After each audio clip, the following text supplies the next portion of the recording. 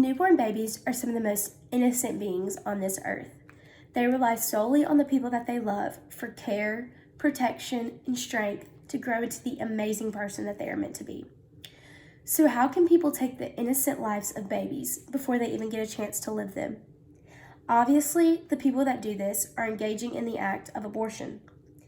Growing up in church and in a small private Christian school, I've heard my fair share of opinions on abortions and stories on abortions, and I stand firmly in believing that it is wrong. Today, I'll be exploring more into the controversial subject of abortion. I feel like everyone listening to this either knows a child personally that's affected them or maybe even has one of their own. And I want to ask you to take a second to imagine a world without that child, maybe due to something like an abortion, and how that would affect you.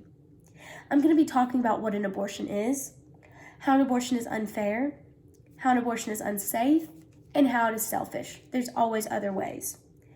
I'll first discuss exactly what an abortion is. According to British Pregnancy Advisory Service, an abortion is defined as a pregnancy ending so that it does not result in the birth of a child. It is also known as termination of pregnancy. There are two types of medical abortions. An abortion pill known as an early medical abortion that can be given up to 10 weeks that results in a miscarriage. There's also another abortion pill that can be taken from 10 to 24 weeks that actually causes the womb to contract and push the baby out.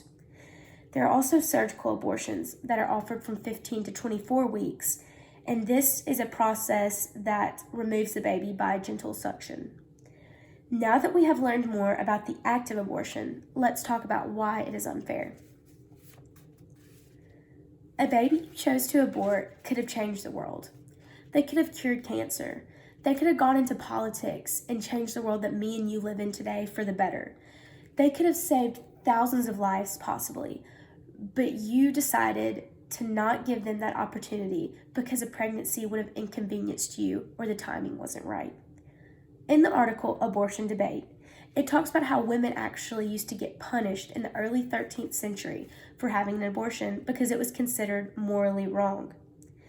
In fact, if a woman got an abortion after 5 to 6 weeks of being pregnant, it was considered homicide. In another article, Abortion in the American Context, it talks about how people are killing these babies who are mature enough to escape the physician. These parents and doctors are killing babies in the 3rd trimester and the 2nd trimester, not just the 1st trimester like everyone wants to believe. John Noonan says, in fact, animals have more rights and protection than a human baby in the womb does.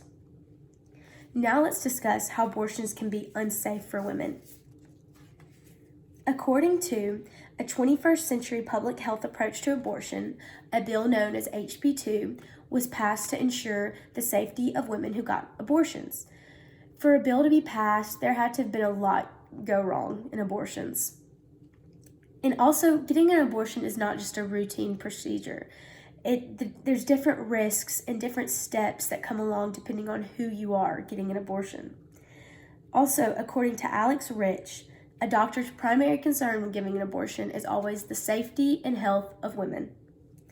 In the article, Abortion Breast Cancer Link, researchers actually conducted a study in Japan, and they chose Japan because these women, they do not drink alcohol, they do not smoke, they have babies earlier in life, and they breastfeed all their children. They actually have, the ones who've gotten abortions have a 160% increase in developing breast cancer. So the researchers kind of concluded that it was probably because of the abortions, because of all the reasons I just listed. They don't do any of that, which is normally what the risk factors would be in developing breast cancer. Now, let's talk about how abortions can be selfish and how there are always other options. According to Alex Rich, a lot of times people say they're getting abortions is not because of situations that are so terrible like rape. It's actually because 92% of women actually say that they get abortions because of reasons like timing or not having a good relationship with the father or even not feeling mature enough. These are not good enough reasons to kill an innocent baby, but they are good enough reasons for adoption. According to research done in population group abortion rates and lifetime incidence of abortion, women who have already given birth have a higher rate of getting abortions than women who have not had any children at all. Also, 1 out of 5 women who get abortions actually have a college degree. So the excuse of not being financially stable is not an excuse, because you should be able to acquire some sort of job. The abortion rate actually also declines in young women. Most people think it is all these younger women who get the abortions, but it's more older women who do this. So another reason, an excuse can't be that you don't feel mature enough, because you've lived a lot of your life. You should be somewhat stable by now. In conclusion, I've talked about why I do not agree with abortion. I've talked about what exactly an abortion is, how it is unfair, how it is unsafe, and how it is selfish. I understand the topic of abortion can be gruesome and uncomfortable for a lot of people, but that's just because it is a gruesome, horrible thing. So I encourage you to never pick the route that includes abortion. And if anybody in your life ever comes to you seeking guidance on what to do, always let them know that abortion is never the easy way out. Thank you.